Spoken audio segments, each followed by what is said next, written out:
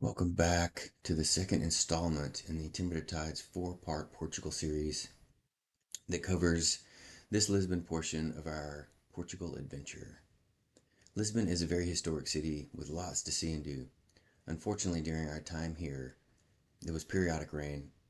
However, we didn't let it stop us. We just rented an umbrella for €3 at our hotel and just kept on adventuring. So the home base we had for Lisbon was the Moxie Lisbon City, which is a Marriott Bonvoy chain, and this is depicted as a red star, kind of on the right side of the map, and was pretty much kind of our home base for this Lisbon portion. So from the airport, we took the subway and then a city bus to a bus stop just across the street from the Moxie. It was very convenient because we had a lot of luggage, so being dropped off at the bus stop just across the entrance was very convenient. So got dropped off, made our way to the entrance, and started the check-in process. So, like I said before, the public transit network in Lisbon is very extensive and easy to navigate using maps and different phone apps.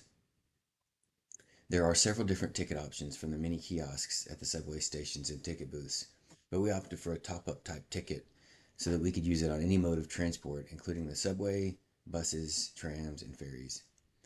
We initially put €10 each on a card with the ability to add money to the card in the future.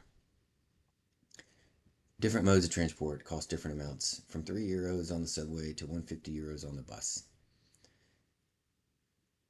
There are also a host of different iOS and Android map apps that make it very easy to get from point A to point B. If you type in where you want to go and choose the public transport option, the app will provide several choices to get you to the end location with times and routes displayed. I find that Google Maps is one of the better apps and easier to use for this way of travel. It gives you several different modes of transport as well as times and distances. In addition to the public transport system, we also did a lot of walking around the city. And I like to call this the old heel toe express. But one thing to note about the sidewalks and walkways all over Portugal is the fact that they are made of cobblestone. That makes it for a very uneven texture, so make sure you choose your footwear wisely. This first day, we walked around the city center and meandered by the many shops, cafes, and restaurants. There are many historical city squares and statues to see and read about around the city. We got lucky at this time of the year since there were a lot of flowers in bloom. In the evening, we made our way to ride the famous Tram 28 through the Alfama district. This is a pretty cool historic way to travel around the city, as it's was one of the first modes of transport publicly around the city. So it's pretty cool. It's kind of herky jerky. However, the historic aspect of it made it a nice ride through this historic Alfama district. We ended up stopping at a terraced overlook that overlooked the old historic park and depicted as the red circle at the bottom right with the picture on the map. So the second day, we took a trip out to Sintra to the west of Lisbon, also depicted on the map as a red circle to the far left. From the Moxie, we took the subway to the main transportation hub called Orient. We bought a round trip train ticket from a kiosk agent for roughly €10 each and rode the train for a little over an hour to Sintra. Sintra, the route from Sintra to Lisbon and back and forth is depicted as the red line, which was the train, basically the train route. So Sintra is an excellent day trip location with many historic buildings and gardens. While we did walk by and see most of the top sites, there is a cost to go inside each and every one of them.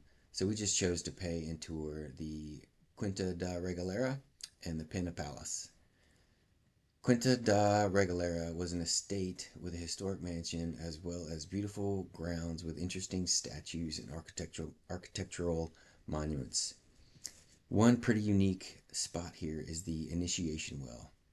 You enter from the top and walk down the spiral staircase about 60 feet down and exit into a cave that opens to a grotto area. During our visit, there was a mist in the air with some periodic rain that added to the mystery of the well. For time's sake, from Quinta de Regalera, we hired a taxi to Pena Palace. Pena Palace is a UNESCO World Heritage Site and after seeing the outside of it and walking around it, it's not hard to see why. It's an unbelievable structure on the top of a peak. It's very colorful and has a Moorish architectural feel to it. The final day in Lisbon we spent in the Belém district along the Tagus River. Again, we used the public transit system to get to the area and then walked along the waterfront. The first thing we came across was the monument to the Age of Discovery. It is an immense monument that towers over the water. On each side of the monument are statues of Portuguese figures that contributed to the Age of Discovery in one way or another. After this monument, we continued to stroll along the water until we reached the Tower of Belém. Unfortunately, it was closed for renovations, but this is a site where discovery expeditions would embark from.